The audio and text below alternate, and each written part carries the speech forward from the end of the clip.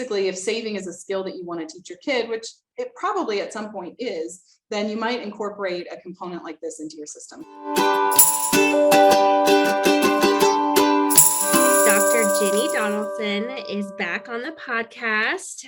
We're so excited to have you back. And today we're going to be talking about reward charts, token economy systems. And I have so many questions. I don't know if they're great, but they're questions. And I want to start by saying, I recently potty trained my son, my 2-year-old son. I successfully potty trained my daughter. And, for most parents, this is the first time where parents are having to consider using some kind of behavior management system.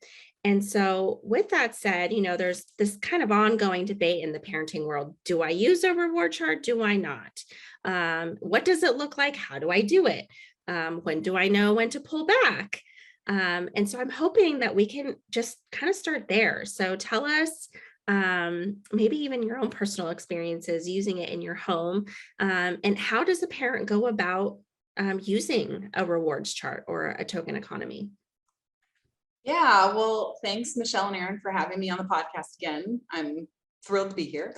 And I think that there are lots of different ideas about reward systems and token economies and sticker charts. And I feel very strongly that there are many, many viable ways that you can have behavior management systems in your home, with all kinds of different ways to teach your children the skills and behaviors that you value as a parent and want your child to value. So I don't think that every home needs a sticker chart or a token economy, but if you are interested in these sorts of systems as a means to change behavior, they are very powerful systems that can be used for truly any behavior you're interested in, with great success. And I plan to kind of weave my own home examples throughout, because we have a token economy system going for my kids, and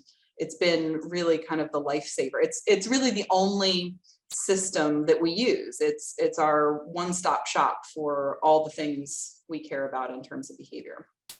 So I think the other thing I want to touch on before we get too far into what these systems look like and how to use them and how to make them effective, because I think the other problem that gets wrapped up in these is that they are commonly misused, because the people see images of what a token system looks like or have ideas about it, but don't know what the functional features are, the key ingredients to make it work. So I want to make sure that throughout the podcast today, we hit on those key ingredients, because what it looks like in your house can be drastically different as long as it has a few key ingredients.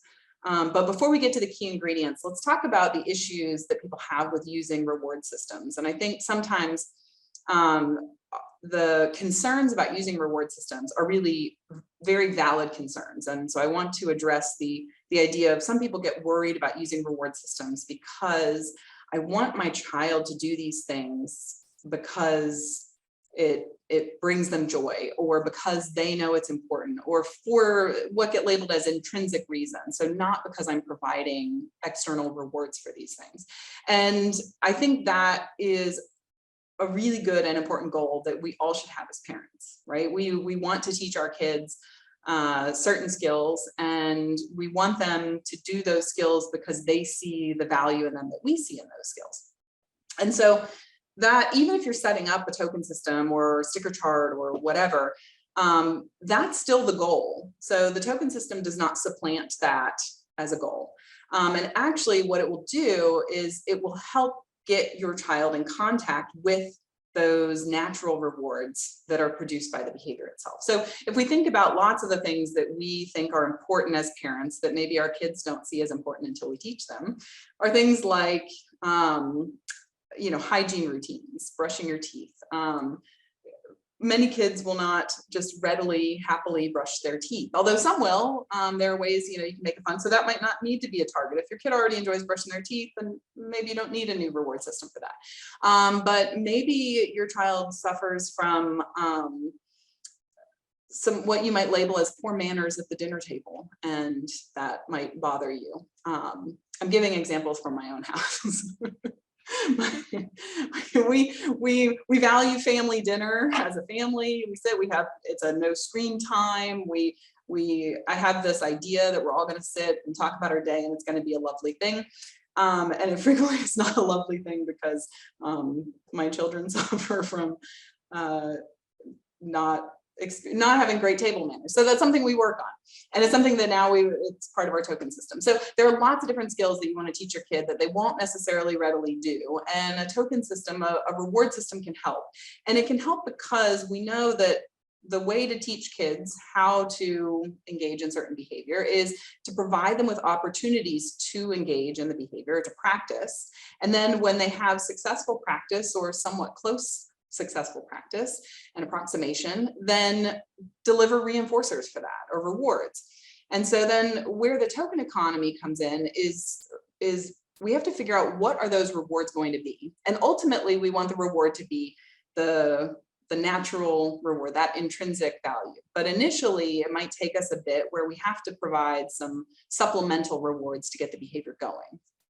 And then the goal is we can fade them out. So I think too about like room cleaning. So I like to keep things tidy because it's easier to find things. I find the space more appealing if it's not all cluttered. But when I provide that rationale to my children, tell them, well, don't you want to keep your room clean because now it's not going to be so cluttered and it will be easy to find the things you're looking for. They're not impressed by that knowledge gem that I've just provided. That information of why they should care about their room clean is not sufficient to get them to keep their rooms clean. So instead, I have to use some extra rewards and little gimmicky games like beat the timer. And if you beat the timer in cleaning your room, then you can earn a token. And that works tremendously well. And now they get to experience having a tidy room and finding their things easily. But it usually takes them many opportunities and many rewards to learn the skill of maintaining a tidy space. Can I ask a quick question just on this topic, because I'm thinking of my own daughter and keeping a room clean.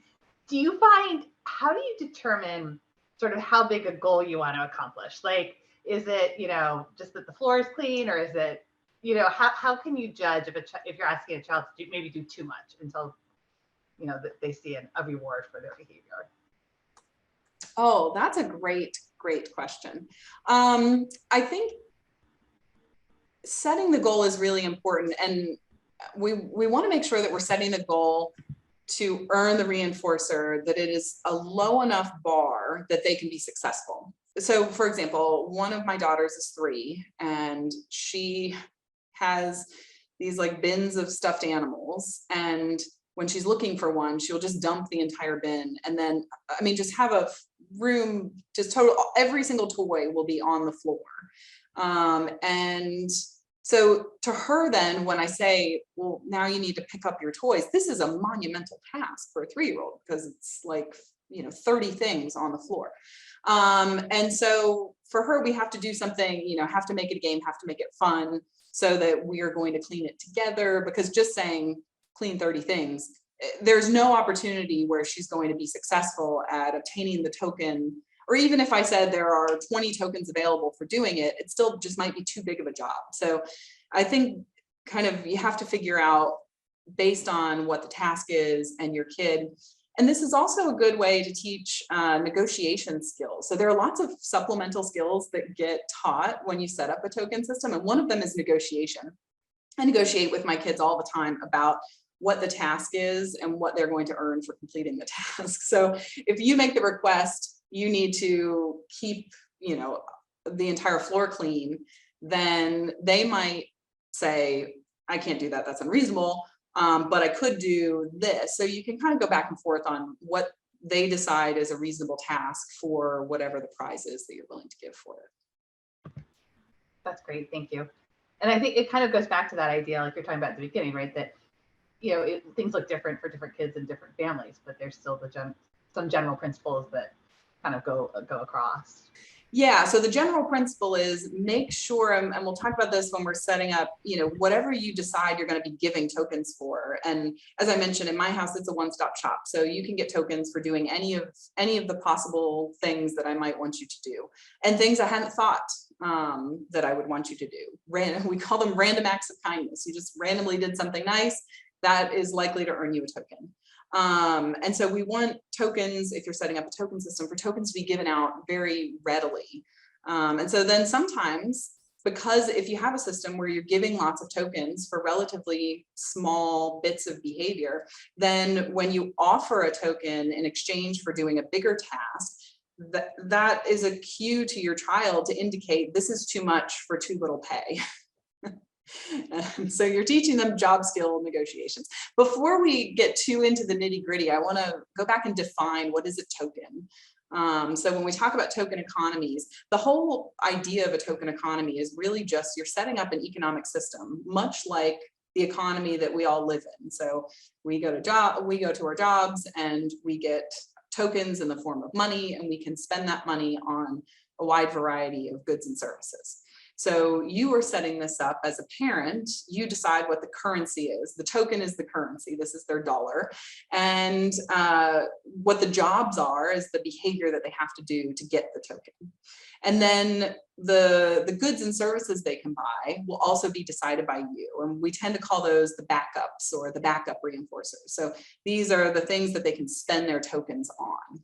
When I think about setting this kind of system up too, I like to think about it of teaching the same kinds of skills that we think are important in navigating our larger economy. So, I mean, Michelle brought this up in the context of potty training. So you might be thinking, this is ridiculous if we're talking about like 2- and 3-year-olds learning economics. I think it's a really cool way to get them to start learning these kinds of skills and skills of negotiation. So I'll talk more about lots of other kind of what I see as the bonuses of token economy. So one major benefit of implementing a token economy is that there are lots of behaviors that you want to see, but if you have to come up with all of these different rewards for each individual thing. So if you think, oh, I need a system for getting my kid to brush their teeth. I need a system for toilet training. I need a system for table manners. I need a system for teaching my kids to share. Now we have lots and lots of systems, and this is like really daunting, and I don't possibly have time for that. But if it's all wrapped up in our token system where it's, well, you're just earning tokens for all of these various things I want you to do, then it takes a lot of the burden off of coming up with new creative systems. You just have to put in the time to come up with what are your backups going to be, and I'll talk about some ideas for that too.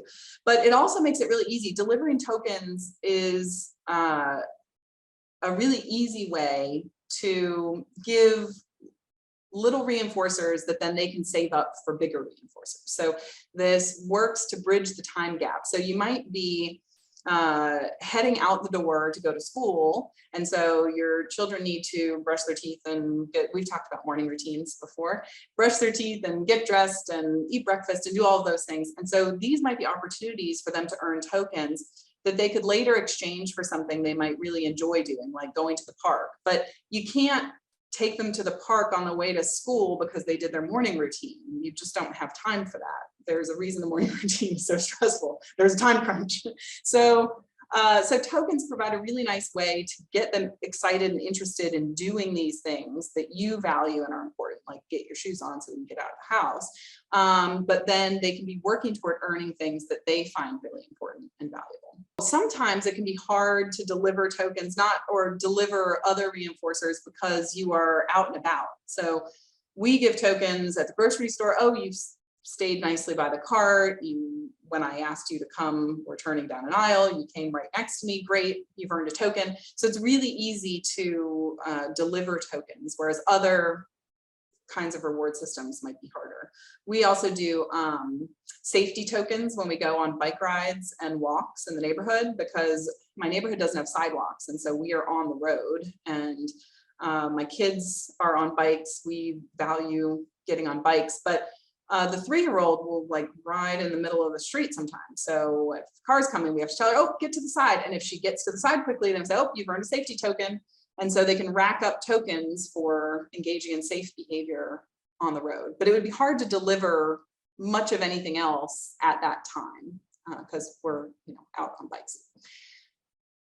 And then the other benefit is the backup reinforcers. So you can include an unlimited number of potential backup reinforcers. So the system, kids won't lose interest in the system because they have lots of different things they can purchase. So I've purchased 100 stickers and I'm sick of making sticker art. Well, now I can purchase a breakfast for dinner pass. And and I'll talk about, we use lots of passes, so things that don't cost us any money, but are privileges that they can purchase, and then they exchange their pass for access to stuff. And so it makes it so you don't have to worry as much about kids getting tired of earning whatever you've set up as the prize. They get to choose from a wide variety of options. Backup reinforcers in terms of, it sounds like you kind of have like a piggy bank or like a treasure chest, like if I'm thinking of like a classroom, for example.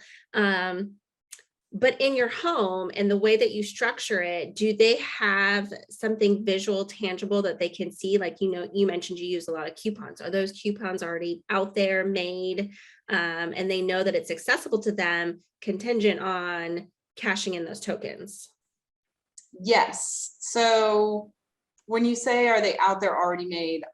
There are slips of paper where I've written I mean, I'll talk about this too. I am a really lazy parent and I'm really not very creative or artistic. So what my token system looks like is really pathetically ugly, but it includes all of the functional ingredients. So it's not about how it looks. It's not about how it looks. It's, does it function the way that it needs to? Because I am the same. I'm really lazy and I need something fast and I cannot laminate it and cut it out. Yeah. No, it's the passes are not cute. And they don't have to be, but on the other hand, if you are a parent who is really into making things cute, I mean, there are lots of opportunities to make your economy beautiful and visually interesting. Sure. That's just not a requirement for the work. So if you're feeling overwhelmed by the Pinterest token economy designs, you can way scale it back. Yeah. That is an important note to make. I know what often comes up in my home and then in my practice is, kids will often negotiate in the moment. Well, I don't want that anymore. And so I want this, but that hasn't been discussed. So how do you address that particular point? You mean when they don't want certain rewards? Yeah, like they may be like, well, I don't want anything that you've offered me, right? Like I know I've got this treasure chest of things that I could access, but I don't want any of those things. I've now changed my mind and I want this like Switch game or something. Yeah. That's so, and I was planning on talking about that a little later in the troubleshooting portion when your system doesn't appear to be working anymore. So yeah, one of the common problems is you don't have anything good in the store. So if there's nothing I want to spend my money on, then I don't care about earning these, because you meet all of your kids' basic needs. They're not buying their breakfast although I know of a teacher who would have kids, she had a token economy system and she would have the kids pay rent for their desk before they could purchase items in the backup. So you could have a system where they've got to pay for some of the basic necessities. I would wait on that. We're talking, older kids here. This is not going to be your entry-level token system. So yeah, they have all of their basic needs met. These are bonus fun things that they are acquiring for themselves or privileges. And so if you don't have any good ones or they're sick of the ones that you've been offering, then that is one reason why your system will fail. And so then it's time to mix it up. And I think kids should be very involved in deciding what the backups are. This is not a parent-led, I am telling you all the things. We're working together on figuring out what's the best way that we can all work together so that we are operating as a family in the way that we want to. Is everything in the treasure chest worth the same? So, are some things more valuable than others? Yes, yes. Okay. So yes, I think it's very important to have different prices for different items. So because you want to have some really cheap items in the store so that when your kid is first learning the system and they first earn their very first token, they could go exchange it and get something. This is how the system works, is that they learn the value of this token. And if you're starting this with like a 2 or 3-year-old, they're going to need to earn the token and immediately exchange it for something so that they learn, ooh, I want these things. Otherwise, if they're just earning random tokens, that will lose interest very quickly if they don't have access to the backups. So yeah, we've got different prices of things. But before we get into how you price your stuff, there are a few basics. So you have to pick what your token is going to be. You have to pick what's going to earn a token, and you have to select these backup items. So those are kind of our big 3 setup things. So you can't just start the system like you've listened to the podcast and then you say to your kid, I'm going to start a token system. You have to do a little bit of planning because you have to figure out what your token is going to be. I think, and a token could be just about anything, but there are a couple things to keep in mind. If you're working with younger kids, it should be something tangible. So they can physically feel the token that they have. We've got little plastic like building toys that we use as tokens. And I think we have 500 of them or something. So things like that can be easy so they can physically get something and then they can put it in their little token bank. But it doesn't have to be something physical. It could be points and you're keeping track of the points, especially if you have older kids. They might not be that interested in whatever random thing you have as a token. It's important that your kid can't create their own tokens. So if you make it like slips of paper and then your kid finds paper and makes their own slips and then all of a sudden they're very wealthy and you don't remember giving them all those tokens. So they're learning something else that way. Right. Yes, they're learning the skill of counterfeiting, which is a crime in the token system. So pick a token that will be something that's easy to give, something easy for your kid to keep track of. And yeah, I like something physical, especially when you're getting started. Then you have to figure out what earns a token. And I think keep this very flexible. I think, like I said, in my house, it's a one-stop shop. So they can earn tokens for just about everything. But initially, I think, prioritize what matters to you, what needs a reward system. So if you have a child who is really excited about brushing their teeth, you maybe don't need to set up a token system, or they don't need to earn tokens for brushing their teeth. They already do that. We're good. One thing that we tend to prioritize in my house is sleep. Little kids get up out of the bed a lot and wake you up, and I don't like that. I don't want to be woken up. So we've combined, I think maybe when you had Dr. Hanley on the podcast, he maybe talked about the bedtime pass when he was talking about sleep, but we use the bedtime pass system. Our 3-year-old has 2 Post-it notes. Again, nothing is beautiful or creative. She just has sticky notes stuck to her bed. And so she has to use one of those if she's going to come bother us. But if she has sticky notes left over, she earns 2 tokens per sticky note left over. And so she can earn up to 4 tokens for not bothering us at all in the night. So sleep tends to get prioritized in my house. Things like I mentioned, the safety on bikes. So staying safe when we're out and about or out in the community is important. So lots of tokens for that. The morning routine, tokens for that. And then just lots of other random, if you do something helpful before I ask you, that's likely to earn a token. If you show your sister some kindness in some sort of way, that's likely to earn a token. Trying new foods. My 3-year-old is kind of picky. And so if we stick something new on her plate and she tries it, that's probably going to earn a token. I say probably because it's important that they are experiencing lots of token earning for these things, but it's good to make it a surprise sometimes. So it's not every time she tries a new food or every time my 6-year-old cleans up before I ask. When I get the system started, I give them more regularly. And then it's a bit more intermittent, so not every single time. And this keeps the system kind of fun and interesting. I also have a rule about asking for tokens. So if you do something and then say, oh, look what I did, do I get a token? No, because it's really annoying. This will be the thing that all kids do it. They will then begin to ask for a token for everything they do. Every nice thing they do, can I have a token? Can I have a token? And I think this is where reward systems tend to get their bad rap, because we adults find this behavior very annoying. We want you to be, I want you to be kind to your sister because you want to be kind to your sister and it's the right thing to do. And it bothers me that you've now revealed that you were kind because you were hoping to get a token. So I just make it really clear from the start of the system. Asking for tokens means that behavior is now ineligible to earn a token. So you've ruined it. Even if I was going to give you a token for that, oh, bummer, you asked. And it got rid of it almost right away. Is it just that time, or does she have another opportunity? Oh yeah, just that time. Just that time. So it's a good question. So it's not that now being kind to your sister could never earn you a token. It's just, oh, that one instance of kindness is now ineligible for a token. But the next one might be eligible.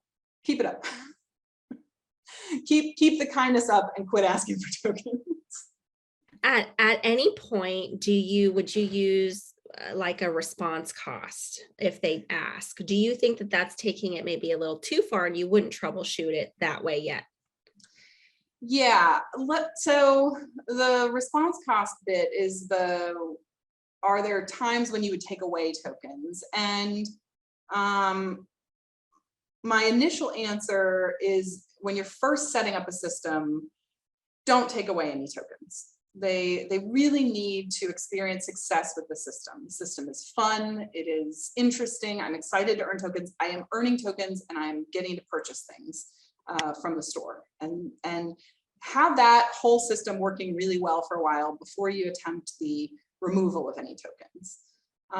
And then proceed with caution with removal. But let's come back to removal. First, let's talk about selecting the backups. So once you've decided what you want to use your token system for, which again, I encourage, this is your one-stop shop. Use it for all the things you want to see with your kids, instead of creating individual systems for each important skill you're teaching. So for the backups, it's important to have a lot of variety. But for really little kids, variety and volume is really overwhelming. So if you think about, I took my kids to the store for the first time. So my 3-year-old grew up during the pandemic, so she's like never seen the inside of a store. And I took them to Walmart for the first time in the 3-year-old's life and let her go down the toy aisle. And it was like this world-shattering experience. And so that is kind of what the token store is like. It can be really overwhelming if you have too many things. And also, if we're thinking about economics, it can also devalue items. So if you buy, and I make this mistake all the time, so these are not, all of the mistakes that I describe are fixable mistakes. They've not ruined your system. But sometimes I'll buy like pencils in bulk that are, I don't know, what I think are fancy pencils. So for school, that you get plain pencils, and for a token store, you get pencils that are themed around the next holiday. But you have to buy them in like packages of 20. If I stick all 20 pencils in the token store, no one wants a pencil. There are like too many of them, and they're therefore uninteresting. But if I just put 2 pencils in the token store, and it's like, ooh, what is this special new thing that's in there? So having different options is important, so that if they don't want a pencil, there's something else they can buy, so the tokens are still interesting, but keeping in mind that it can be easy for kids to get overwhelmed. So, you know, if you go to the store and you buy, 10 new items for the token store, then maybe only put 3 new items in there and then save the others. So rotate through what's in the store. And then these things can get expensive. So we do some kind of tangible things, although, as I mentioned, the tangible things tend to be useful things too, like pencils or crayons or stuff that I would kind of buy them anyway, but now I make them buy them for themselves with their tokens.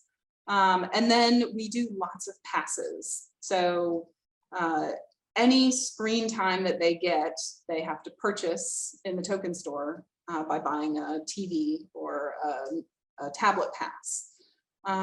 They can also buy getting an extra book or an extra chapter read to them at night. There's a pass. There are passes for outings like the library, the park, the children's museum. They can buy a sleepover pass to sleep in each other's rooms, or one of them can sleep with us. Breakfast for dinner that one's very expensive, but for the children, it costs, making pancakes and eggs is not expensive for me, but they like that one, or like a dance party or stay up late. So whatever, you can get creative with the privileges, but those don't cost anything. But kids are willing to spend a lot of tokens on earning special privileges. And I don't know if you do things like show notes or something. I created just a little list of passes and privileges and tangible items. So I'm happy to share that. So people can have the list handy if they want. Yeah, absolutely. We'll include that. Okay, and then the pricing. So at my house, I mentioned it's an ugly system. So I took old Amazon boxes and I ripped, so it's not even a clean line, ripped the opening flaps off of it, except one flap I left up, and then in Sharpie, I wrote the number for the price that box is gonna be. I mean, I should send you pictures. It is legit ugly, but it's functional. So it tells the kids, they see the number like everything in this box costs 2 tokens. Everything in this box costs 4 tokens. Things in this box cost 10 tokens. So we just have those 3 boxes. You can, do your prices however, but I think the idea being you want plenty of things in the cheap box, in the 1 or 2 token bin, so that they can, buy something with just 1 or 2 tokens. And then some of those things that are bigger privileges that they might have to actually save up for. So the other thing about the pricing is you never really know what appropriate prices are until you see what your kids are willing to spend. This is an economy, so there's a bit of a demand issue. So we had some things that I thought were going to be really cool, and I put them in the 10 token bin, and we went 2 weeks and no one bought any. So they went on discount and I moved them to the 4 token bin. So the prices don't have to, sometimes I run a sale, things that I want to get rid of. If the holidays, I've got a ton of Valentine's pencils and Valentine's is approaching, so I run a sale, this is how things work in our regular economy too. So they learn about these things. If the holiday has passed, you can get that item for almost nothing. So don't be scared to adjust the prices based on the demand. I will say kids complain about inflation. So if you priced something too low and they are eager for it, and then you move it up to a more expensive bin, that's likely to induce some whining or complaining. I'm not scared of whining or complaining. So I say, oh, yep, price went up, sorry. I mean, I don't do that a lot. I try to do it in the other direction, like overprice initially and then make them feel good about getting a discount. But there are times the price of the TV show had to go up because they were watching too much TV and earning too many tokens. So so adjust the pricing as needed. This is great. I'm just thinking I feel like if I had been raised with this system, I would have been better at negotiating the apartment, my salary. These are such great skills that they're learning along the way. Right. And I don't know that it's ever again, kind of going back to when you're first introduced to this kind of system, you automatically think about potty training, right? And that's not necessarily all that it is. Yeah. Oh, my kids negotiate everything. And I think I think negotiation skills are essential life skills. As you said, Erin, negotiating your salary or your apartment. So I'm also not scared of my kids negotiating with me. So if they see something in the token store and they're short a token, they might try to bargain. Well, what if I could I get these 2 items for this price? And so the prices are sometimes flexible. Sometimes I'm willing to negotiate, and sometimes I say, no, that's my final offer and you're gonna have to save. So yeah, a bonus of token systems is learning to negotiate. Then the other key ingredient, so I would say key ingredient number one is they need lots of opportunities to earn tokens and opportunities that will allow them to be successful to earn tokens. Key part number two is you have to have backups that are of value to them, that they're willing to spend tokens on. And then the other bit is, when do they get to spend their tokens? So it's really important that, especially when you're first starting the system, that they have frequent access to the token store and to spending their tokens. Because that's, I think, key error number one that I see in token systems is setting up this elaborate system, but then they have to earn tokens for an entire week before they can trade any in, or maybe even a month. You know, this is kind of the nature of those like sticker charts. If you're putting a sticker every day of the month, and then if you have so many stickers at the end of the month, but most kids cannot wait an entire month. You know, I'm not brushing my teeth on April 1st to get a pizza party on the last day of the month. You know, now the last week of the month, you might see, oh, now I'm really interested in doing all the things so that I can get my stickers or my tokens. So we don't want a system like that, because we want more consistent behavior, right? I want my kid to brush their teeth every day. I want them to be safe every time we go out on a bike ride. And so we want our token system to produce more consistent behavior, which means they have to have more consistent access to purchasing things to the store. So initially I'd make it at least once a day. They can go to the store and spend whatever tokens they have. And I find it helpful to have access to the token store occur right after a major token earning event. So I mentioned sleep and morning routine are big things in my house. So they could have earned a lot of tokens for a successful night of sleep and a successful morning routine. And if the morning routine was successful, we likely have enough time before we have to leave. You can go spend all those tokens at the store. And same, like if we get back from a long bike ride, then you've probably racked up a fair amount of safety tokens. And then I also don't feel too bad about letting you sit and watch TV because we just got outside and had a bike ride. So timing of the token store is not precise. It doesn't, you know, none of these things are all that precise, which I think is the other nice thing about it. So if you forget to let your kids go to the token store, then go the next day. If you forget too many times, you might start noticing the system is not working anymore. And the other thing is, if your kids are not asking to spend their tokens, there might not be anything in the store that's really of high value to them. So that's I allow my kids to let me know when the system's not working anymore, because they're losing interest. And if they've lost interest, then I need to change it up. The next bit I wanted to talk about were these kind of troubleshooting things. So as I mentioned, that access to the backups being too infrequent, not allowing them to spend their tokens often enough is kind of the number one error. And the correction is just send them to the store more frequently. And if it helps you to have, you know, set reminders on your phone for going to the token store, then do that, because I think at least once a day initially is good. For really little kids, they're going to need more than once a day. You know, almost every time they earn tokens, they might want to go immediately spend, which we'll talk about that too, because saving is another skill that can be taught in the context of token systems, but you're going to have to do some things to actually teach saving, because kids are not natural savers, especially the little ones. They earn a token, they want, what can I buy right now? Immediacy is key.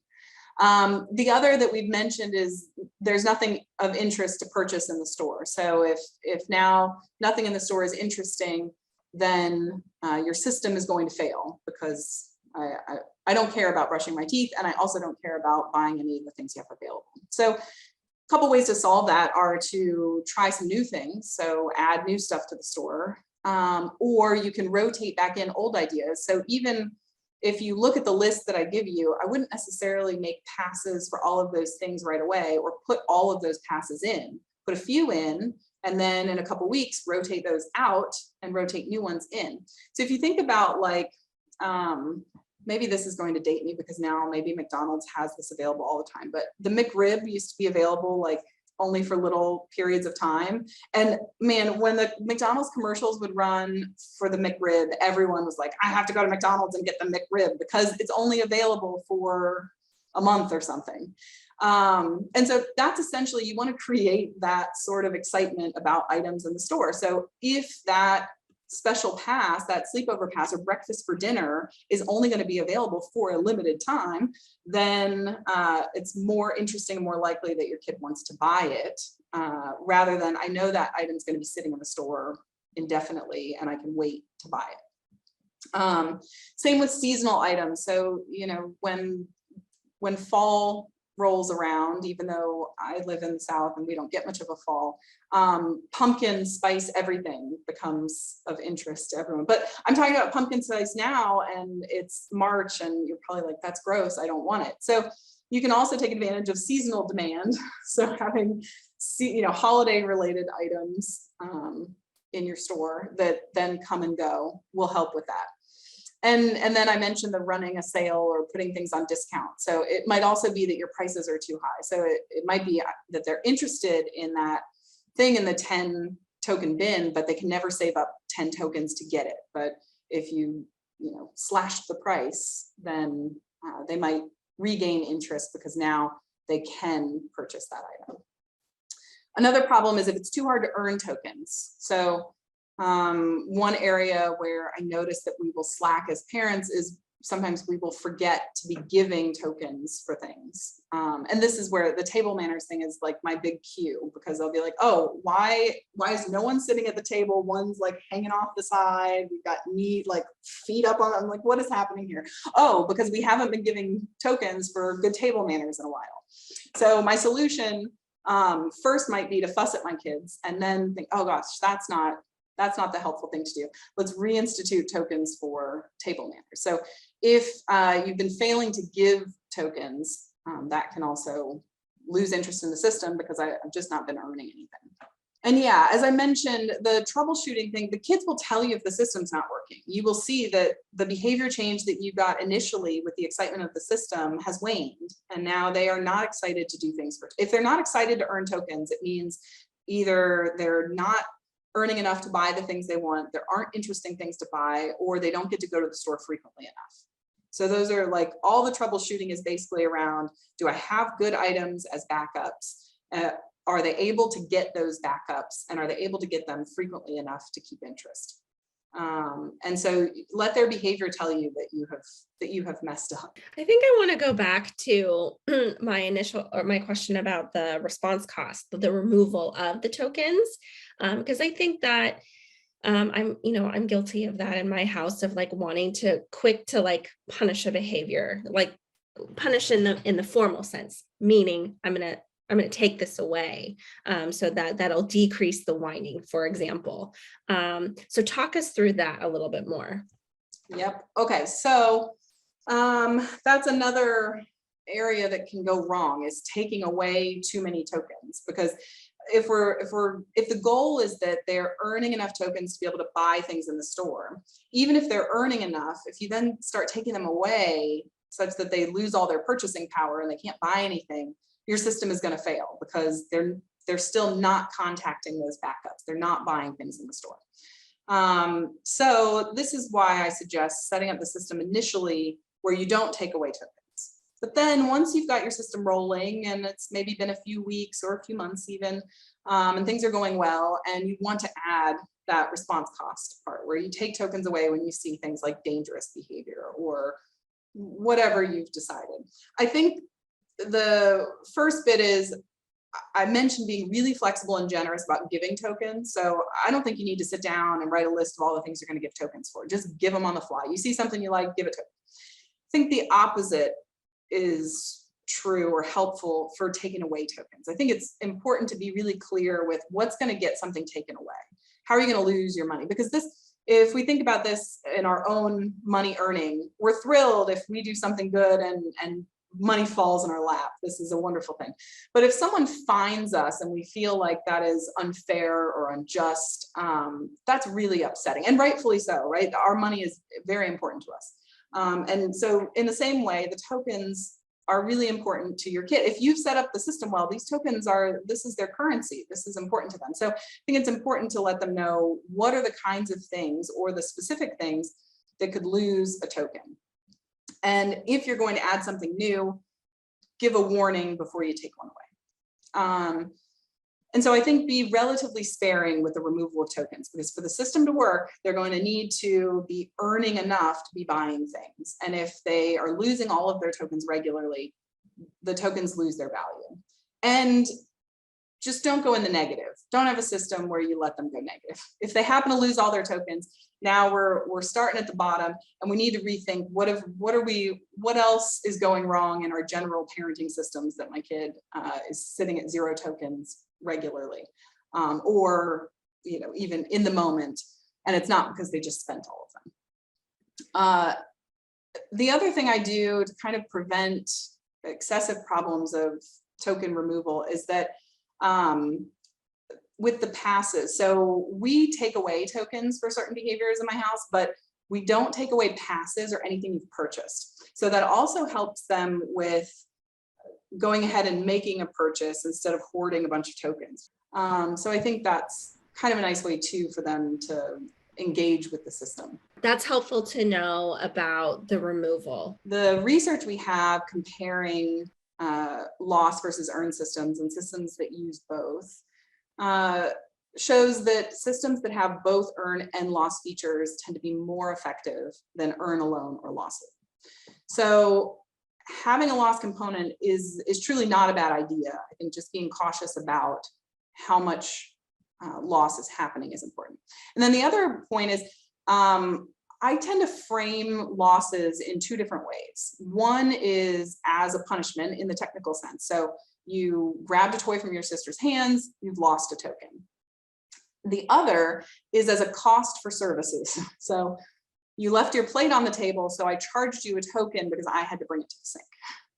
So sometimes there are fees for my parenting services, because the expectation is, you might earn a token for taking your plate up independently, but if you leave your plate, you leave your mess, and I have to clean it up, you are now being charged for that service. So I think, and I think the framing is helpful too, because that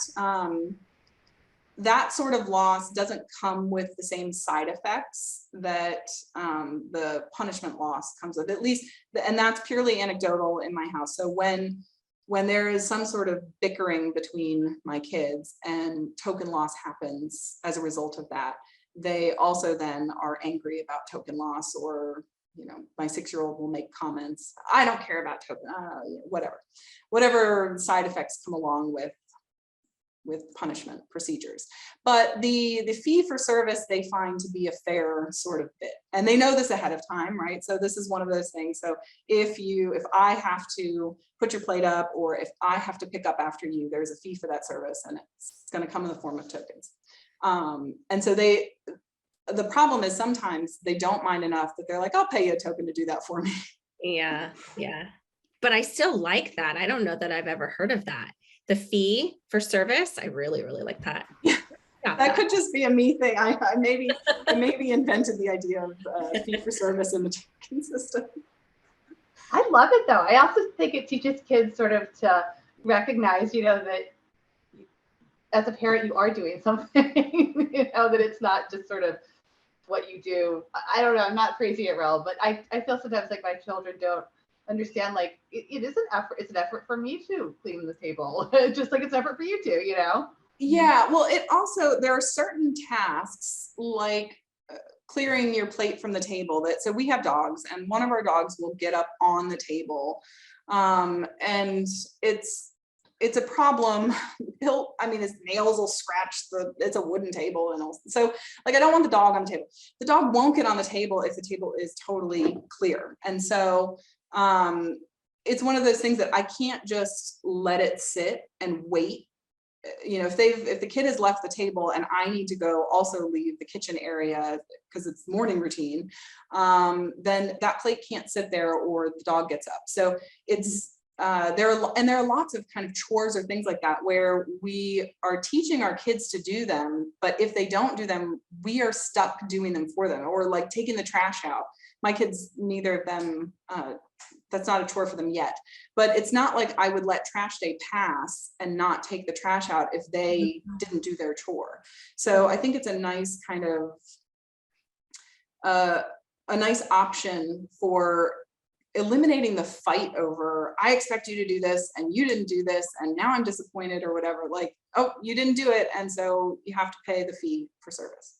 Yeah, very practical. Okay, so that wraps up that portion, right, of the considerations when you're using like removal of tokens. I think a big point that we need to address is the fade out system. At what point do you decide to, whatever system, token economy system you put in place, you just slowly start to take away? In the system in my house, I have no immediate plans to take it away, but the system evolves as the kids grow. So I mentioned my 3-year-old has the bedtime passes and earns tokens if she doesn't disrupt us in the night. My 6-year-old already went through the bedtime pass situation, so she doesn't earn tokens for sleeping through the night. That's not a skill she's working on. So within the same system, you can have the system grow and evolve with your kids. So you don't have to fade it out, you just add new behaviors and get rid of others. So once you have other behaviors going, and as I mentioned, so the whole goal is we're targeting things that we want our kids to do because these things are important and valuable. It's not just that I don't want my kids pestering me at night because I want my own good sleep. It's that they sleep better if they are not constantly getting up and disrupted. So my reinforcing their night waking is also problematic for their own sleep and all the problems associated with sleep. So so we do want to fade out giving tokens for behavior once we've got it solidly, consistently occurring, and it's no longer a skill we're working on. They're doing it because they're contacting the natural reinforcers associated with the behavior. We have achieved the goal. But we can keep the system if we want, if there are other things we're working on, and it's likely we're kind of always working on things. So, but the system might evolve into like an allowance. So as kids get older and they might be earning actual money, so now the system can evolve from tokens to actual money, which then becomes more similar to their future experience in our actual economy. So in the case of fading out a token economy, I don't know that you have to, but if you did want to get rid of the system altogether because you were sick of managing the backups and sick of all of those things, you can fade it out, essentially start once you've gotten those behaviors going that you want, then don't pick new ones. The store can become more barren and not have as many items, and the system can kind of disappear. We've also had times in my house where we kind of forget about the system and lose interest, and then we remember it when problems arise and we're like, oh, we need a system. And so we bring back out the old boxes. So I don't know, I guess my short answer is I don't see a real need to fade out the entire system, but rather to allow the system to grow with your kids. Yeah, and evolve. Mm-hmm. Yeah. I think just, and I know we're running short on time, and this is sort of like a big consideration for some folks, but mentioning like fading it out and how children's behaviors, like your daughter, your 6-year-old sleeps through the night now, it sort of made me think about this idea of the dichotomy sometimes that people put up between like the token economy and intrinsic motivation, and just sort of talking a little bit more about how, that it isn't a dichotomy and sort of why it's not. Yeah, so as I mentioned at the beginning, sometimes we need to add supplemental rewards to get behavior going because it's not currently happening, or we have a problem, or we need to teach something totally new that, and so the goal might be, we want this behavior to happen because of intrinsic reasons or because of the natural rewards that the behavior will produce if we are doing it consistently.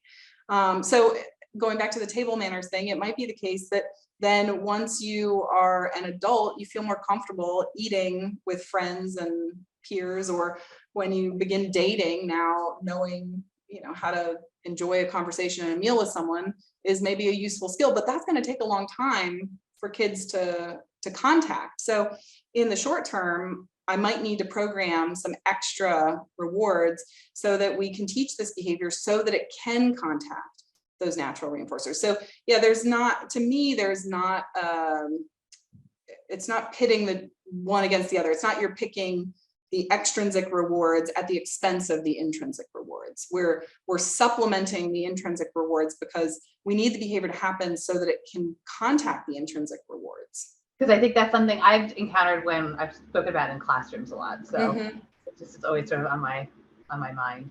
Yeah, people do. I think that concern gets expressed, as well as Michelle's question about fading it out. I think frequently people get stuck in thinking about like it's the treasure box in a preschool classroom, but once you go to elementary school, there's not going to be a treasure box. So if we're thinking about it in terms of what are the skills you're going to need as you grow, so the system might need to change because your kid might not have access to a treasure box as they get older, but that doesn't mean, we all live in an economic system where we earn money and we go to the store and spend it on things that we want to purchase, and sometimes things that we need to purchase. And so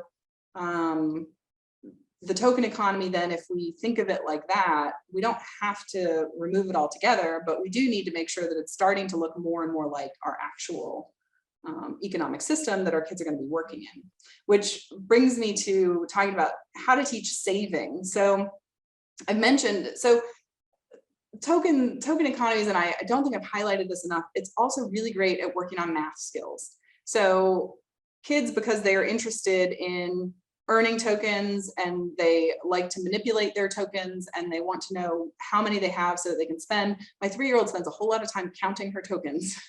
So, which is a great practice for counting objects. And then you have to figure out, okay, so I have so many tokens and I want to buy this thing, so if I have 5 tokens and I want this item that costs 2, do I have enough? Yeah, okay, I can count my 2, and then how many do I have left? So we're learning some basic subtraction. So lots of math skills get built into the token economy. Saving does not necessarily get built in. So as I mentioned, kids are going to want to spend their tokens immediately and spend all of their tokens. My 3-year-old spends every token she has every time she goes to the store. My 6-year-old, on the other hand, does a lot of saving. And the way that we taught saving was that we set up a savings account. So they have little jars, they're glass ball jars that we put their tokens in. And so they're clear, so they can see how many tokens they've earned and they can count their tokens anytime they want. And that's their that's their wallet, basically. So they can spend those tokens anytime. But we also have a savings account. And so over in a drawer, they have a spot where sometimes tokens go directly to the savings account. So the sleeping tokens, if you earn 4 tokens for making it through the night, 3 go to your wallet and 1 goes to the bank. And so we have some proportion of, and it's not like, I said, I'm a lazy parent. This is a loose system, but when you earn a big chunk of tokens, some bit of them will get put in the bank. And the bank tokens, your savings account tokens, can only be spent on the weekend. And so then you have access to, we only do sleepovers on the weekends, and we only do movies on Friday. So like the big things that happen on the weekend, you have to save for. And you can now access your savings account. And so this is helpful. So now it's a forced saving system, but your kid gets to experience what happens when I don't spend all of the tokens I've earned. I can save up for these bigger things. And we also allow the kids to bank tokens anytime they want. So any of the tokens that that we put in their wallet, in their little jars, then they can move them to the bank at any time. They just can't move from the savings account to, it's like, you know, you can only move from your savings to checking like once a month or something. So same sort of thing. So they get once a week access to the savings account, but otherwise they can move as much as they want. The other thing you could do to work on saving, this would be like an advanced token skill, is that they could earn interest in the savings account. So, you know, you can essentially match if they choose to bank 5 tokens, then you could add an additional token. So incentivize the saving. So basically, if saving is a skill that you want to teach your kid, which it probably at some point is, then you might incorporate a component like this into your system. But again, this is like an advanced token system. Get your system rolling with the basics first, and then add on these extra things like a savings account. When would you say is an appropriate age to start specifically targeting savings, like teaching that idea and that concept? That's a great question. We started early with my now 6-year-old at maybe 3, because so I feel like the idea of teaching savings sounds like something that we would work on with older kids, but it's actually more important for the younger kids because they don't save at all. So like if you have items, if they get to go to the token store every day and say they're earning maybe they get to go twice a day when you're first starting it, and they're earning before they go, they maybe earn 8 tokens maximum before they get to go trade them in, but you have items priced at 10. They're never going to get those items priced at 10. Now you can change your pricing so that they can always get stuff, but you can also make it so that if they are forced to save, then they get to experience really big purchases. So, and again, I wouldn't recommend all of the tokens in any earning opportunity going to the bank or going to the savings account. You know, so I think it's helpful for them, you know, even if you do 1-on-1, so they do something really nice or wonderful. Oh, I'm going to put a token in your jar. We call it the jar, but what I'm calling kind of your wallet, your spendable tokens. Put a token in your jar and 1 in the bank. So I would start this, you know, as soon as you start at age 3 or age 4 would be perfectly reasonable times to start the tokens in the bank. Yeah, I was thinking of like where they're at in their cognitive development. You know, I think of like, you know, toddlers being egocentric and about being them, all about them. That's why it's just impulsive, right? Like I gotta cash it in now. Right. And then we see that cognitive shift, you know, kind of coming out of toddlerhood and, you know, the kindergarten year. So I always wonder, I always struggle with like, is it too soon? Should I introduce? Like, I don't want to put so much pressure on myself, but like savings it's an important skill. But I think too, it's a good way for them at that young age to sort, right? Like sorting and categorizing things. Yeah. And like I said, if there are certain prizes or certain things that they can't purchase or use until the weekend, so even if they're able to, so when we first started the token system with my now 6-year-old, the problem was she was maybe 2 or 3, and she would spend every token she had every time she went to the store, but then she would never save up enough to purchase the movie or to purchase the sleepover, which are only available on the weekend. And so it was like too long for her to wait. But we can't have a system where and those are the things that she wanted most too. So we couldn't have a system where she had to wait a week to spend any of her tokens, or that's too long for a little kid to wait. They're going to need to exchange every day. But if she's exchanging every day, she can never save up enough to have those things, or we have to make them cost the same as much smaller things. And that didn't make sense either. I didn't want to teach her that like this full-length movie is equivalent to a 7-minute Bluey episode. So yeah, it was kind of my way of figuring out how do we do both, make a system that works for her and also a system that works for these bigger things too. And in the process, we kind of inadvertently taught savings, and now she's a great saver and does not spend all of her tokens at the store. I love it. I love it. That's good. These are great life lessons. Okay, so I want to package this up as we wrap up. You said that it doesn't matter how it looks, right? It doesn't have to be off of Pinterest. It doesn't have to be, this elaborate thing.